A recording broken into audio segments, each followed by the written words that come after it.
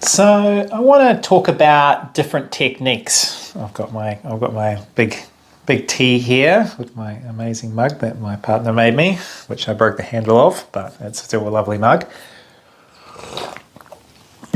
So there's heaps of techniques out there. What I'm just going to talk about today is a technique that I guess I kind of developed, kind of just happened in all honesty, and then I kind of fine-tuned it over the years. So there's other parts to kind of our dreaming and sleeping. There's a psychological component, and there's also just the purely biological component. So when we go to sleep, we kind of enter into kind of more dreamless type sleep, leading into dreaming sleep, and then we kind of come out the other end and we'll kind of cycle in and out. That's sort of the real basics. We can kind of get way more into kind of the exact sequencing of, you know, NREM 1, NREM 2, NREM 3. You don't really need to care about that or know that for this technique to work. But the big thing we kind of want to look at is when that REM cycle happens. So let's say I have an hour and a half cycle, then about an hour in average, I'm going to enter dreams. It will be quicker later on in the night, and it will take longer earlier in the night. So let's say I go to bed for 5 hours and I wake up and I write down my dreams. Then I go back to bed, but I set an alarm to go off in 1 hour.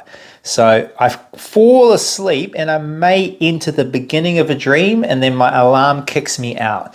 Now, hopefully things going well, I've kicked myself out during the beginning or the early phases of the REM stage.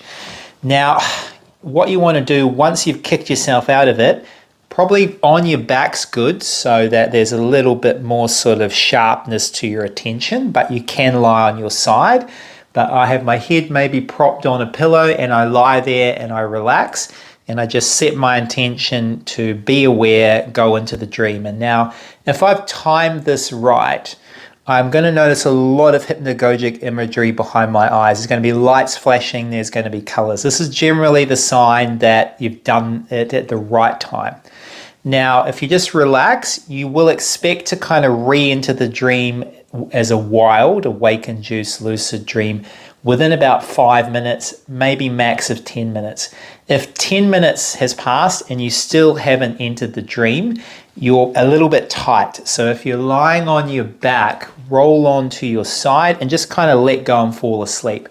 Now, as you let go and fall asleep, counting can be useful. So you could count 1, relax, wait, observe if there's a change.